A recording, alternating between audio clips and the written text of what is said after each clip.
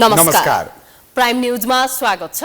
म दृष्टिवाणी धिताल। म दिपेश घिमिरे। सुरु गरौँ आजका हेडलाइन्सबाट।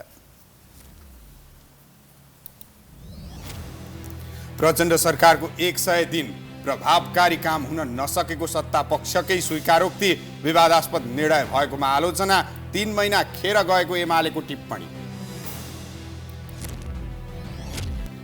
अर्थतन्त्र खस्किँदो अवस्थामा रहेका बेला दैनिक उपभोग्य सामग्रीको मूल्य पनि आकाशियो। हरियो तरकारीको मूल्यमा अस्वाभाविक वृद्धि, अनुगमन शून्य। कानुन बनेको 6 वर्ष भइसक्दा पनि ब्रेन डेथ पछिको अङ्गदान निष्प्रभावी। सरकारी निकायबीच समन्वय अभाव, जनचेतनाको अभाव र व्यावहारिक कठिनाइले समस्या। 4 अर्ब अमेरिकी डलर हिनामिना गरेको आरोपमा भेनेजुएलामा उच्च पदस्थ सरकारी अधिकारी सहित 42 जना पक्राउ। भ्रष्टाचार विरुद्धको अभियान तीव्र। र प्रथम एनटिए खुला तेक्वान्दो पुम्से लिग च्याम्पियनसिप चाहिँ अन्तिम साता 7वटा उमेर समूहमा 35वटा विधामा प्रतिस्पर्धा हुने।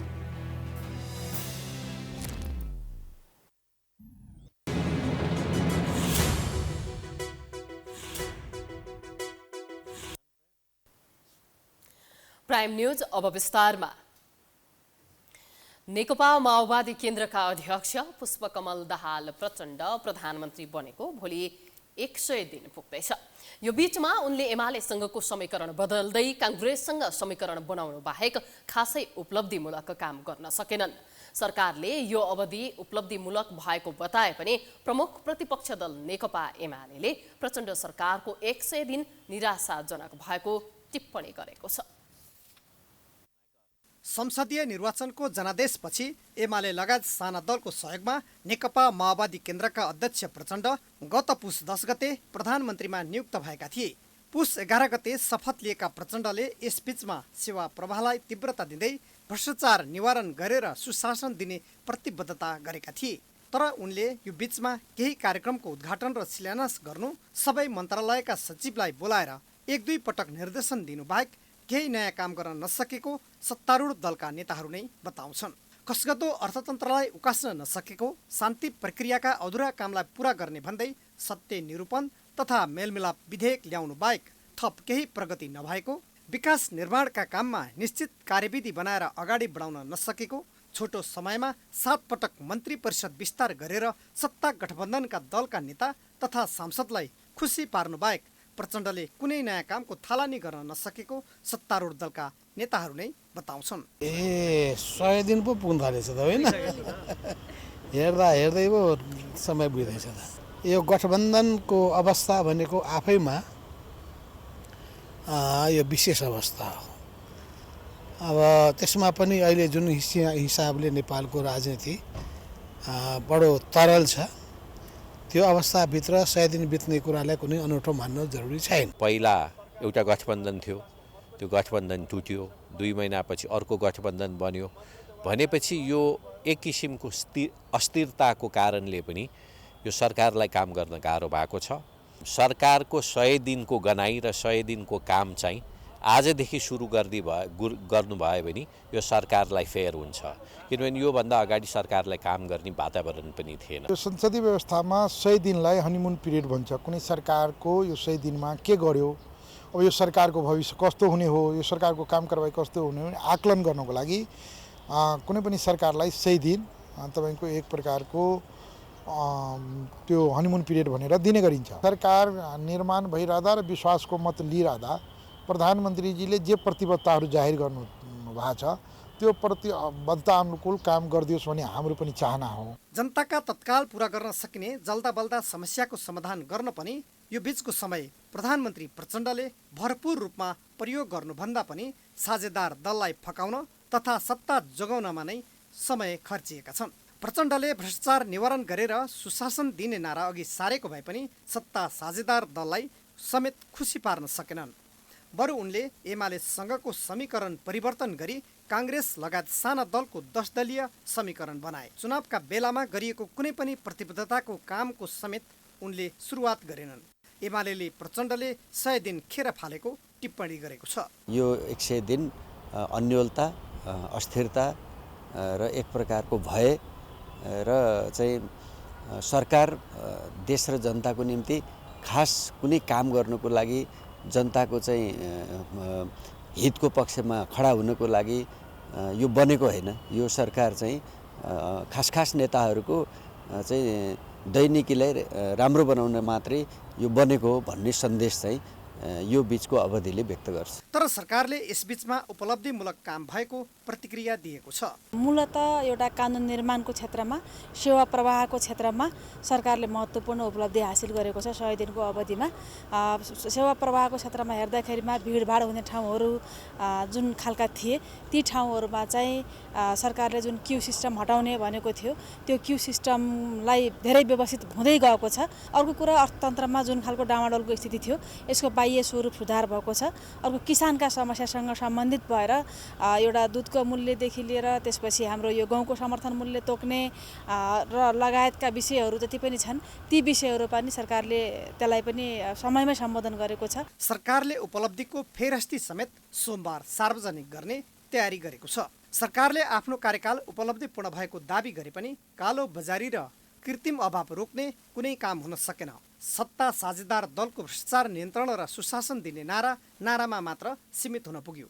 नियमित खर्च धान्न धौधौ परेको सरकारले स्थानीय निकायले करारमा अनावश्यक रूपमा कर्मचारीहरू भर्ना गर्दा पनि चुप लागेर बस्यो। खर्च कटौती गरी मितव्ययी हुने प्रधानमन्त्री प्रचण्डको प्रतिबद्धता पालना भएन। 7 पटक मन्त्री परिषद पुनर्गठन गरेर आफ्ना निकट तथा सत्ता गठबन्धनका नेता निकटकालाई मन्त्री बनाउनु र पालै-पालो गरी मुलुकले दर्जनौं मन्त्री पाउनु बाहेक खासै उल्लेखनीय र उपलब्धिपूर्ण कुनै काम गर्न प्रचण्ड सरकार चुकेको छ। यसबीचमा उनले फागुन 1लाई जनयुद्ध दिवस बिदा दिएर अयोग्य भनिएका लडाकुलाई आर्थिक रकम बाँड्ने निर्णय गरेर जनयुद्धका क्रममा मारिएकाहरूलाई सहित घोषणा गरेर उल्टै विवादास्पद निर्णय लिए, जसका कारण प्रचण्ड झन आलोचित बन्न पुगे। प्रधानमन्त्री पुष्पकमल दाहाल प्रचण्डले प्रधानमन्त्री बनेको 3.5 महिना नपुग्दै 7 पटक मन्त्री परिषदलाई हेरफेर गरे। तर वन तथा वातावरण र युवा तथा खेलकुद मन्त्रालयले भने अझै पूर्णता पाउन सकेको छैन। वर्तमान सत्ता गठबन्धनमा रहेका दलहरूले पनि यी मन्त्रालयहरू बेवास्ता गरेका छन्। गत पुष 10 गते प्रधानमन्त्री बनेका नेकपा माओवादी केन्द्रका अध्यक्ष पुष्पकमल दाहाल प्रचण्डले कार्यकालको 3.5 महिना नपुग्दै 7 पटक मन्त्री परिषद हेरफेर गरेका छन्।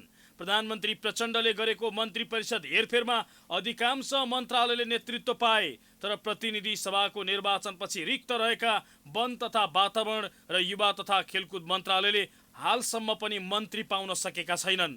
नेपाली खेलकुद क्षेत्र सुधारिदो अवस्थामा रहेका बेला खेल र खेलाडीलाई प्रोत्साहन गर्न महत्त्वपूर्ण भूमिका रहने खेल मन्त्रालय मन्त्रीविहीन अवस्थामा छ।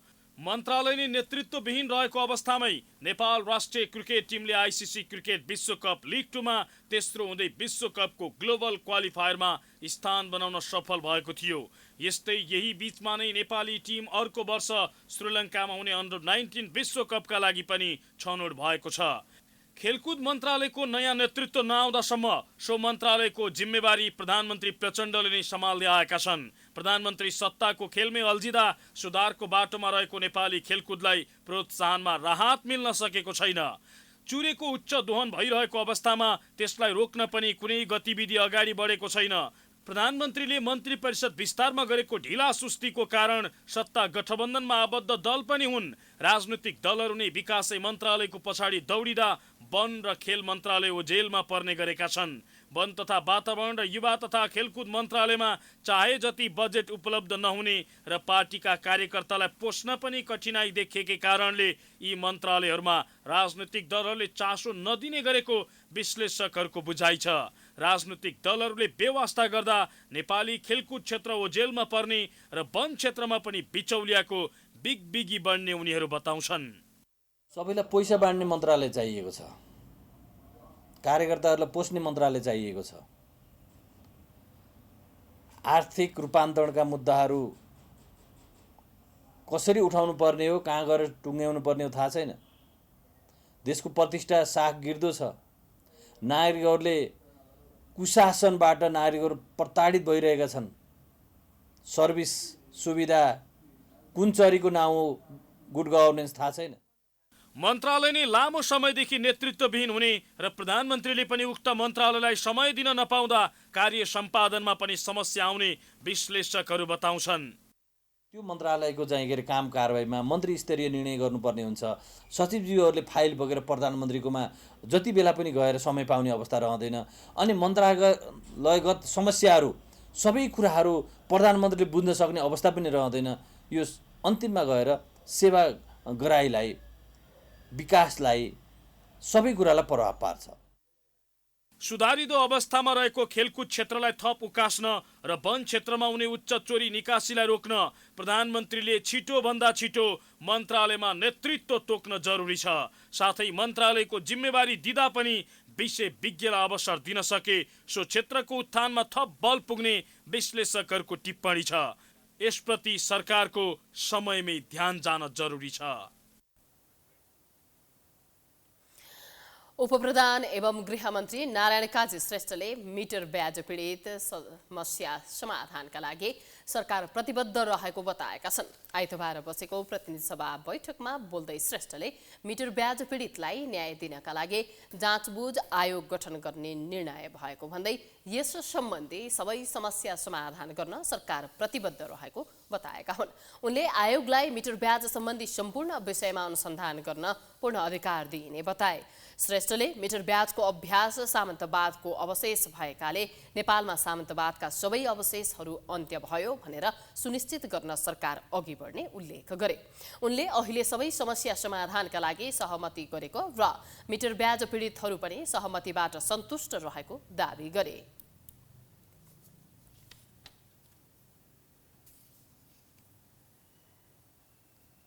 हर हालतमा हामीले समाधान गर्नै पर्छ। मिटर ब्याजीहरूबाट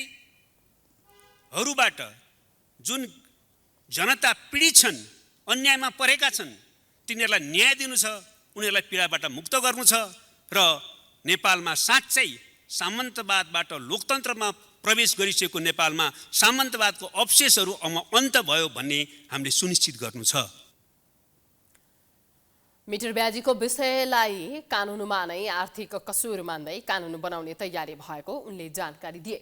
कुनै पनि कोणबाट मिटर ब्याजी गरेको शोषणलाई रक्षा गर्ने काम कसैले पनि गर्न नहुने उनको भनाइ छ।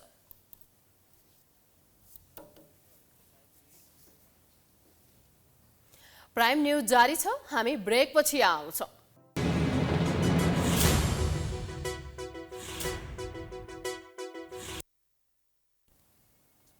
ब्रेकपछि स्वागत छ। अब बाँकी न्यूज। आगामी वैशाख 10 गते हुने उपनिर्वाचनका लागि भोलि उम्मेदवारी दर्ताको कार्यक्रम रहेको छ। उम्मेदवारी दर्ताको अघिल्लो दिन आज राजनीतिक दलहरूले उम्मेदवार छनौट र चुनाव केन्द्रित रणनीति बनाउन थालेका छन्। उपनिर्वाचनका लागि केही दलहरूले उम्मेदवारको नाम सार्वजनिक गरिसकेका छन् भने केहीले आज बेलुकासम्म सार्वजनिक गर्दैछन्। काङ्ग्रेसले तनहुँ 1 मा गोविन्द भट्टराई र चितवन 2 मा जित नारायण श्रेष्ठलाई उम्मेदवार बनाएको छ भने 12-2 मा जसपाका उम्मेदवार उपेन्द्र यादवलाई समर्थन गर्ने निर्णय गरेको छ। त्यस्तै नेकपा एमाले तनहुँ 1 मा सर्वेन्द्र खनाल र चितवन 2 मा रामप्रसाद नेउपानेलाई उठाउने निर्णय गरेको छ। 12-2 मा एमाले भने नाम टुङ्ग्याउन सकेको छैन। यता राष्ट्रिय स्वतन्त्र पार्टीले चितवन 2 मा रवि लामिछाने, तनहुँ 1 मा डाक्टर स्वर्णिम वाग्ले र 12-2 मा रमेश खरेललाई उम्मेदवार बनाउने निर्णय गरेको छ।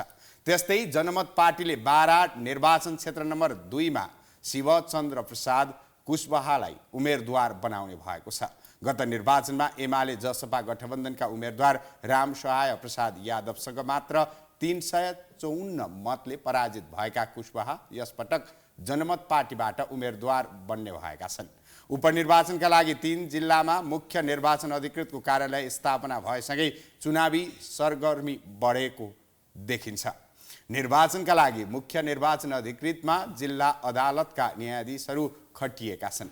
मुख्य निर्वाचन अधिकृतको कार्यालय स्थापनासँगै निर्वाचनको प्रक्रिया सुरु भएको छ। उपनिर्वाचनका लागि निर्वाचन अधिकृतको कार्यालय खुलेसँगै चुनावी प्रक्रिया अघि बढेको छ।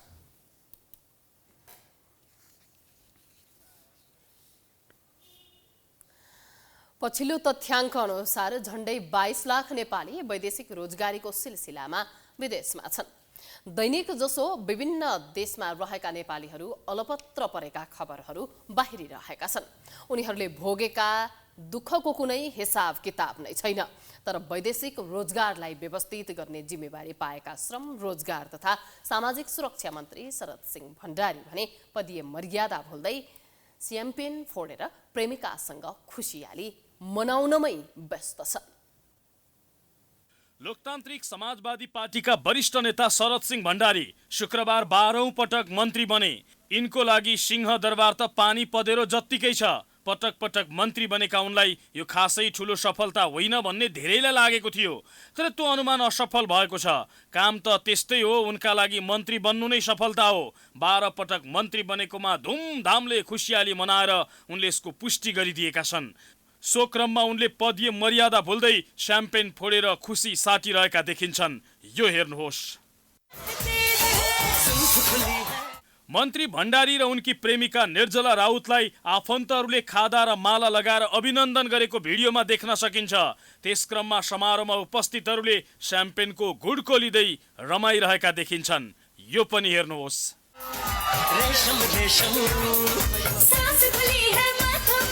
श्रम रोजगार तथा सामाजिक सुरक्षा आफैमा संवेदनशील मन्त्रालय हो। वैदेशिक रोजगारलाई व्यवस्थित बनाउनु पर्ने जिम्मेवारी उनको काँधमा छ। देशमा बेरोजगार समस्या बढ्दै गएको छ। यसको समाधान गर्नु पनि उनको दायित्वभित्र पर्छ। तर 12 पटकसम्म विभिन्न मन्त्रालयको नेतृत्व गरेर एउटै स्मरण योग्य काम गर्न नसकेका उनले वैदेशिक रोजगारलाई व्यवस्थित बनाउलान् भन्नेमा धेरैले आश गर्ने ठाउँ त छैन नै। यद्यपि उनले वैदेशिक रोजगारलाई सम्मानजनक बनाउने आश्वासन भने दिन छाडेका छैनन्। श्रमिकको कुरा गर्दैछु त्यहाँ नि, श्रमिकको समस्या पनि दुईटा कुरा हुन्छ। एउटा सम्बन्ध परेको भने उनले मान सम्मान पाएको छैन र उनले चाहिँ नि यथोचित उनीहरू चाहिँ के छ भने चाहिँ आफूले श्रमको चाहिँ नि उचित मूल्याङ्कन भएको छैन। त्यो सबै गराउँछ।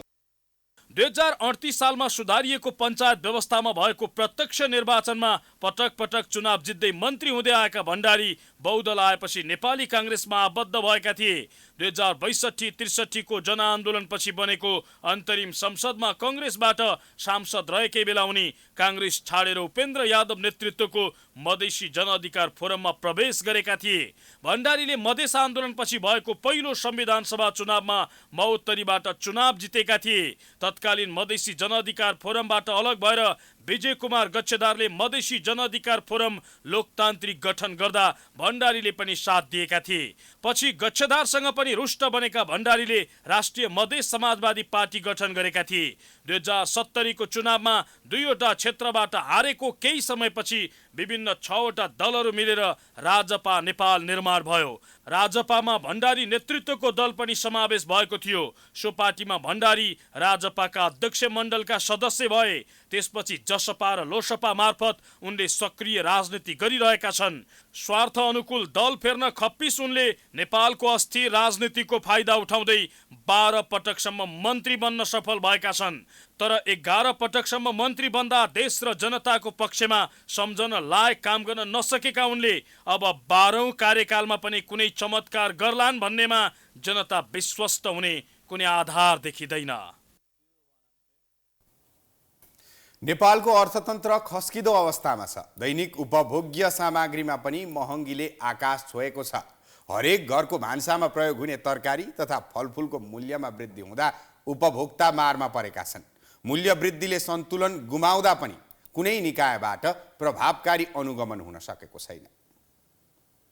पछिल्लो समय तरकारीको मूल्य अस्वाभाविक रूपले वृद्धि हुँदै गएको छ। होलसेल पसलमै तरकारीको मूल्य बढेपछि खुद्रा मूल्य झनै आकाशिएको छ। पसले पिच्छे तरकारीको मूल्य फरक हुँदा उपभोक्ताहरू अझ प्रताडित बनेका छन्। दैनिक उपभोग्य जीवनमा प्रयोग हुने त्यो पनि प्रत्यक्ष रूपमै भान्सासँगै जोडिने भने तरकारी नै हो। अब यो तरकारीको भाउ चाहिँ दिनानुदिन महँगी त बढ्दै गएको छ। त यो हुनुमा चाहिँ एउटा कुरो के भने दक्ष जनशक्ति जो युवाहरू त खेती गर्ने किसान नै भएर काम गर्ने मान्छेहरूलाई उपयुक्त वातावरण नभएपछि उनीहरू विदेशी नै बाध्य छन् एउटा कुरा। त्यही भएर हाम्रो जमिन जहिले पनि बाँझो नै छ। त्यस्तै उपभोक्ता मात्र नभई व्यापारीहरूले पनि मूल्य वृद्धि हुँदा मारमा पर्ने गरेका छन्। तरकारीको भाउ आकाशिँदै गर्दा व्यापार पनि घट्ने व्यापारी बताउँछन्। उत्पादनमा कमी आएर तरकारीको भाउ बढेको व्यापारीको बुझाइ छ। कृषकबाट ल्याइएका तरकारी बिक्री नहुँदा व्यापारमा धेरै घाटा बेहोर्नु परेको व्यापारीको गुनासो छ। प्रमुख कारण त उत्पादनको कमी नै होला एउटा हैन। एउटा अब भनौँ न उत्पादन थोरै भएपछि आफू महँगिने त हो नि। उपभोग गर्ने मान्छेहरू धेरै भयो, उत्पादन थोरै भएपछि त्यसरी बढ्यो होला मेरो विचारमा। कौली चाहिँ अलिकति रेट बढेको छ। अस्ति योभन्दा 1 हप्ता 2 हप्ता अगाडि चाहिँ 50-60 थियो, अहिले चाहिँ 75, 70, 80 त्यति भएर रेट छ। त्यो उत्पादनमै कमी होला जस्तो लाग्छ। अब यो तरकारीहरू भन्ने कुरा अब दिनै नै लगाउने दिनै टिप्ने कुरो हुँदैन। 1 महिना अगाडिको तरकारीको मूल्य र आजको तरकारीको मूल्य हेर्ने हो भने आफै अनुमान लगाउन सकिन्छ महँगी कति बढेको छ भनेर। यो हेर्नुहोस्, अदुवा पहिले 95 र अहिले 115 रुपैयाँ प्रति केजी, काउली स्थानीय पहिले 30 र अहिले 55 रुपैयाँ प्रति केजी, प्याज पहिले 30 रुपैयाँ र अहिले 34 रुपैयाँ प्रति केजी, रायोको साग पहिले 36 र अहिले 65 रुपैयाँ प्रति केजी, मुला पहिले 27 र अहिले 37 रुपैयाँ प्रति केजी। खस्किदो अर्थतन्त्रको बेसमा दैनिक उपभोग्य सामग्रीको मूल्यमा निरन्तर वृद्धि भइरहँदा सरकारको ध्यान भने गएको छैन। अफ सिजनमा भएका र बर्खाको समयमा धेरै ठाउँमा तरकारी नष्ट हुँदा आपूर्तिमा असहजता भएको कारण मूल्य वृद्धि भएको व्यापारी बताउँछन्। त्यस्तै नेपालमा प्रयोग हुने धेरैजसो भारतबाट आयातित गरिएका तरकारी हुन्छन्। भारतीय तरकारी लामो समयसम्म नबिग्रिने भएकोले र सहज रूपमा पाइने भएकोले व्यापारीको रोजाइमा भारतबाट उत्पादन भएका तरकारी नै पर्दछन्। त्यसकारण सरकारले भारतबाट आयात हुने तरकारीमा कम गरी नेपालकै उत्पादनलाई जोड दिने खालका नीति ल्याउनु अत्यन्त जरुरी देखिन्छ। प्राइम टाइम्स टेलिभिजनका लागि क्यामेरामा दिलमन्यु शिलवालका साथ सबिना कार्की, काठमाडौँ। मस्तिष्क मृत्यु सम्बन्धी कानुन बनेको 6 वर्ष बितिसक्दा समेत ब्रेन डेथ पश्चात हुने अङ्गदान खासै प्रभावकारी हुन सकेको छैन। नागरिकहरूमा जनचेतनाको अभाव तथा सरकारवाला निकायहरूबीचको समन्वयको अभावकै कारण 6 वर्षको अन्तरालमा 5 जना ब्रेन डेथ भएका व्यक्तिको अङ्ग मात्रै प्रत्यारोपण भएको छ। यो संख्या नेपालमा हुने ब्रेन डेथको तथ्याङ्कको अनुपातमा अत्यन्त न्यून हो। दुर्घटना, मस्तिष्क पक्षघात वा अन्य कुनै कारणले नेपालमा वर्षौनी 2000 भन्दा बढीको ब्रेन डेथ हुने गरेको आंकलन छ। त्यो मध्ये उपत्यकामा मात्रै वार्षिक 1000 भन्दा बढीको ब्रेन डेथ हुने गरेको तथ्याङ्क छ।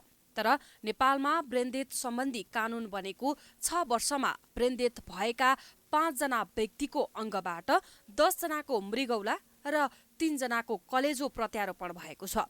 यो संख्या नेपालमा हुने ब्रेन डेथको तथ्याङ्कको अनुपातमा अत्यन्त न्यून हो।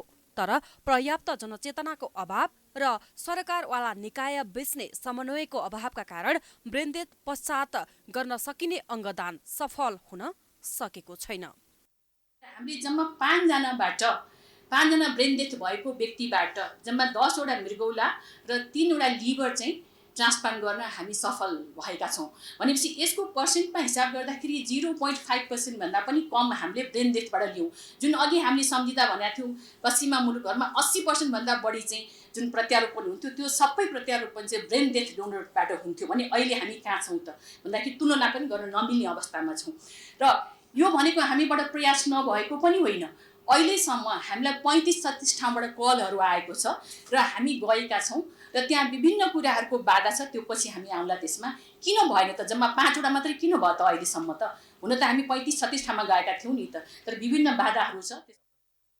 ब्रेन डेथको तथ्याङ्कलाई आधार मान्दा 6 वर्षको बीचमा 12,000 जना भन्दा बढीको ब्रेन डेथ भएको छ। तर ब्रेन डेथका कारण 35 घटनाको मात्रै जानकारी प्राप्त भएका छन्। यस तथ्याङ्कले ब्रेन डेथ पछिको अङ्गदान अभियानमा सम्बन्धित निकायहरू नै चुकेको देखिन्छ। विशेष गरी यो अभियान सफल नहुनुमा एक त बिरामीको परिवारलाई नै बुझाउन नसक्नु वा जनचेतनाको कमी हुनु र अर्कोतर्फ ब्रेन डेथ पछि अङ्गदानमा कानुनी र व्यावहारिक समस्या भइरहेको चिकित्सक बताउँछन्। ओभरअल डेथ सम्बन्धी मृत्यु सम्बन्धी हाम्रो अवेरनेस नै एकदमै कम छ। टोटल अवेर हामी एकदमै मृत्युलाई बुझेको इस्टर्न कल्चरमा आएको मान्छेहरू हुँदै पनि अहिले अब चाहिँ पैसा छ मसँग भन्ने खालको हिसाबले चाहिँ मृत्युसँग चाहिँ हामी चाहिँ जित्न खोज्ने जस्तो खालको चाहिँ एउटा स्थिति आछ। त्यहाँनिर पनि एड्रेस गर्नुपर्छ जस्तो मलाई लाग्छ कि and when we start accepting death as a process then यस्तो खालको कुराहरू चाहिँ अझ चाहिँ आउँछ होला। चिकित्सकका अनुसार ब्रेनडेथ भएका व्यक्ति कुनै पनि हालतमा जीवित हुन सक्दैनन्। ब्रेनडेथ भएका व्यक्तिहरूको अन्य अङ्गहरूको केही समय अत्यन्त कम समय काम गरिरहेको हुन्छन्। ब्रेनले काम नगर्ने भएपछि शरीरका अरू अङ्गहरूले पनि काम नगर्ने अवस्था आउँछ। उक्त अवधिमा ती व्यक्तिबाट अन्य व्यक्तिमा आवश्यक अङ्ग प्रत्यारोपण गर्न सकिन्छ।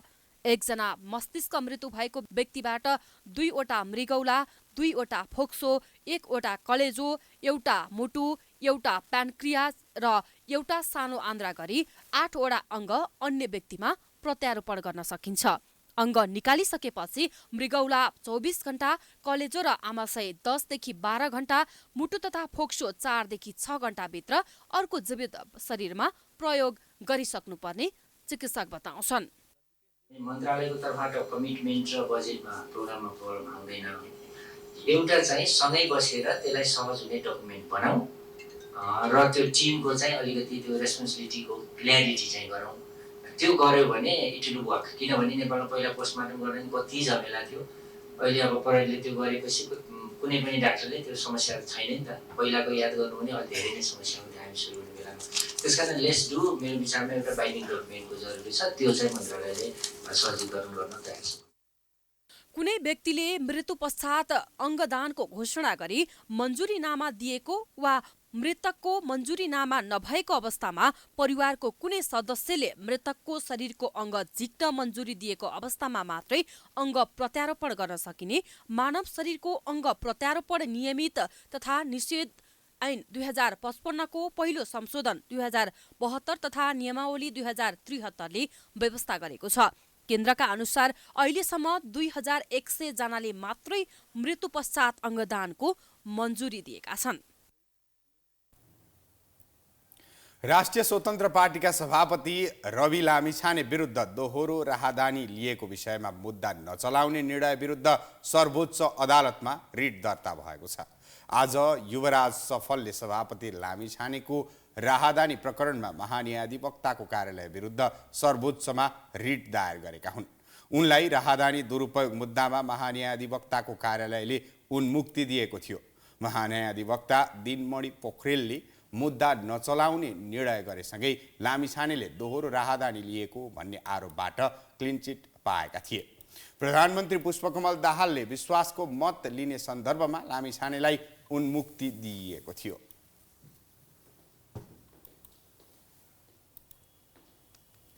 प्राइम न्यूज जारी छ। हामी ब्रेकपछि आउँछौँ।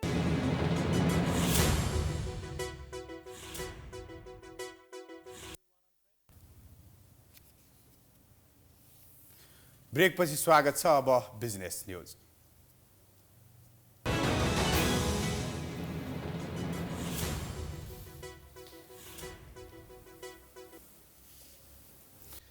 सरकारले बजेट मार्फत सेनिटरी प्याडको आयातमा ठूलो मात्रामा भन्सार छुटको व्यवस्था गरेसँगै स्वदेशी सेनिटरी प्याड उद्योगहरू सङ्कटमा परेका छन्। सरकारले सेनिटरी प्याड आयातमा 90% भन्सार छुट र कच्चा पदार्थ आयात गर्दा 1.5% मात्र भन्सार शुल्क लिने नीति लिएको छ। सेनिटरी प्याडको आयातमा भन्सार छुट गरेको भन्दै आफूहरू सङ्कटमा परेको उद्योगीको गुनासो छ।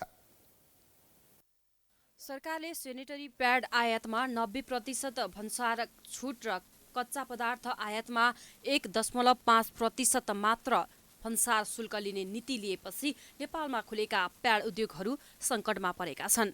नीतिका कारण देशका अधिकांश सेनिटरी प्याड उत्पादकहरूले आफ्नो उद्योग बन्द गर्नुपर्ने बाध्यता भएको गुनासो गरेका छन्। सेनिटरी प्याडमा भन्सार छुटले महिलाहरूको माग सम्बोधन गर्न आयातित उत्पादनलाई प्रोत्साहन दिई स्वदेशी उद्योग धराशायी हुने नीति गलत भएको उद्योगीहरूको भनाइ छ। प्रोडक्टमा एकदम कम मुनाफा लिएर हामी काम गर्दाखेरि पनि अहिले हाम्रो मार्केटमा गएको अवस्था छैन।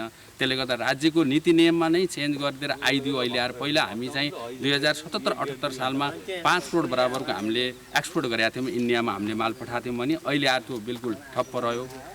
त्यसले गर्दा अहिले चाहिँ कसरी यो महँगो ब्याज दर अनि यतातिर चाहिँ मजदुरहरूलाई चाहिँ पाल्न पनि हम्मे परेको अवस्था रह्यो। सरकारले आयात भन्सारमा छुट गरेसँगै महिनावारी व्यवस्थापनमा प्रयोग हुने सेनेटरी प्याड उत्पादन गर्दै आइरहेका स्वदेशी उद्योगहरूको उत्पादन बिक्रीमा समेत कमी आएको छ। रूपन्देहीको तिलोतमा स्थित एजी हेल्थ इन्डस्ट्रिज प्रालीमा गत वर्ष निर्यात गरेको कच्चा पदार्थ अहिले समेत मौजदात रहेको छ। मागभन्दा उत्पादन बढी भएको उनले बताए। बहुराष्ट्रिय कम्पनीका बहुचर्चित ब्रान्डका आयातित सेनेटरी प्याडसँग नेपाली ब्रान्डले प्रतिस्पर्धा गर्न निकै गाह्रो भइरहेको उद्योगीको गुनासो छ। नेपालमा यहाँ अहिले के भइराखेको छ त मल्टिनेसनल कम्पनी प्लस बाहिरका कम्पनीहरूले आएर यहाँ खेलिराखेका छन्। नेपालका उद्योगहरूलाई धराशायी बनाउने किसिमको त्यो खेल भइरहेको छ। नेपालमा पर्याप्त मात्रामा यहाँका उद्योगहरूले उत्पादन गर्न पनि सकेका छन् र क्वालिटी लेभलको माल पनि उत्पादन गरिराखेका छन्। तर राज्यले सही किसिमको नीति नियम नबनाउँदाखेरि र मेटेरियलमा र फिनिसिङ बोर्डमा एउटै कर हुँदाखेरि यहाँका उत्पादनहरू मार्केटमा चल्न सकेको छैन। नेपाल सेनेटरी प्याड तथा बेबी डायपर उत्पादन संघका केन्द्रीय अध्यक्ष डोलप्रसाद अधिकारीले सरकारले आयातित प्याड भन्सार छुटको व्यवस्था फिर्ता नगरेसम्म उद्योग सञ्चालनमा कठिनाई आउने र करिब 6000 कर्मचारीहरूले रोजगारी गुमाउने खतरा बढेको बताए। 15% हटाएर 1.5%मा आयातित फिनिसिङ गुड उताडा जुन आयो त्यसमा आउँदाखेरि तपाईँको नेपालको उद्योग चल्न सक्ने अवस्था रहेन। त्यो तपाईँको र मेटेरियलमा हाम्रो उताड आउने र मेटेरियलमा तपाईँको विभिन्न तह तबका किसिमका ड्युटी थियो। त्यसमा अरू ड्युटी त उहाँहरूले चाहिँ अब 1%मै गराइदिनु भयो। तर चाहिँ प्याकेजिङ मेटेरियलमा 35% हुँदाखेरि पनि त्यसले गर्दाखेरि पनि उताड बनेर जुन सेनिटरी प्याड आउँछ उसमा डेढ र हाम्रोमा करिब 4-5% प्याकिङ मेटेरियल सहित गर्दाखेरि हामीले चलाउन सक्ने अवस्थामा रहेन। र अहिले फ्याक्ट्री तपाईँको ओभरअल तपाईँको 18-20 घण्टा चल्ने पर्ने फ्याक्ट्री 5-6 घण्टामा आएर सीमित भएको छ। आर्थिक वर्ष 2078-79 सम्म सरकारले बाहिरबाट आयातित सेनेटरी प्याडमा 15% भन्सार शुल्क लिएको थियो। तर तत्कालीन अर्थमन्त्री जनार्दन शर्माले उक्त शुल्क घटाएर 1.5% मा झारेको उद्योगीको भनाइ छ। यसैबीच राष्ट्रिय प्रजातन्त्र पार्टीका प्रवक्ता तथा प्रतिनिधि सभा सदस्य ज्ञानेन्द्र शाहीले सेनेटरी प्याड उत्पादन गर्ने एजी हेल्थ इन्डस्ट्रिज प्रणालीको अवलोकन गरेका छन्। अवलोकनको क्रममा उनले सरकारले स्वदेशी उद्योगलाई संरक्षण गर्न विदेशी सामान आयातमा कर बढाउनु पर्ने सुझाव दिएका छन्।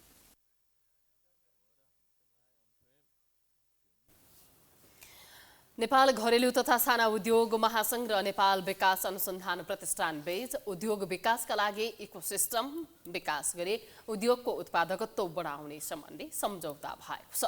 आइतबार काठमाडौँमा आयोजित एक समारोहका बीच दुवै पक्ष बीच सम्झौता पत्रमा हस्ताक्षर भएको हो।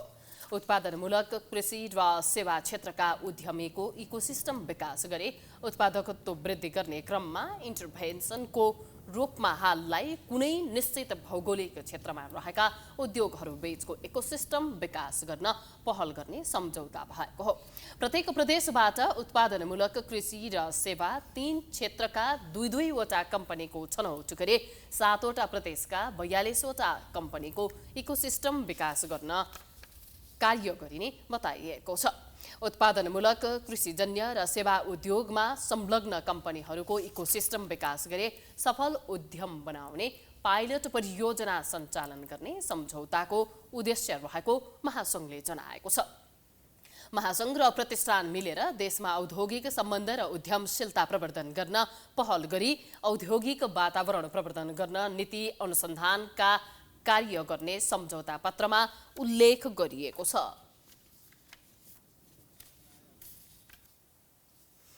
अब स्पोर्ट्स न्यूज।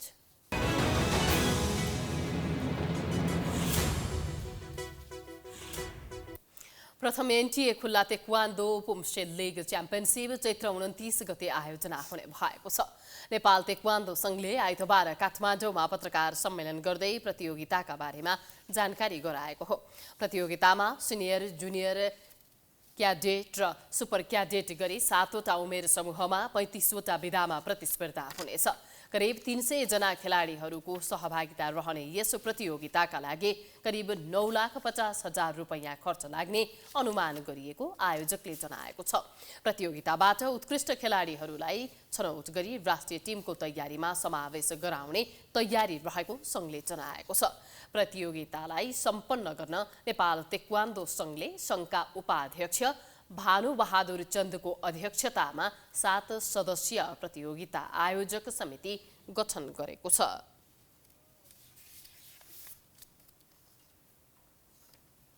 हामी प्राइम न्युजको अन्त्यमा आइपुगेका छौँ। जाँदा जाँदै हेडलाइन्स पुनः एकपटक। प्रचण्ड सरकारको 100 दिन प्रभावकारी काम हुन नसकेको सत्ता पक्षकै स्वीकारोक्ति, विवादास्पद निर्णय भएकोमा आलोचना, 3 महिना खेर गएको एमालेको टिप्पणी।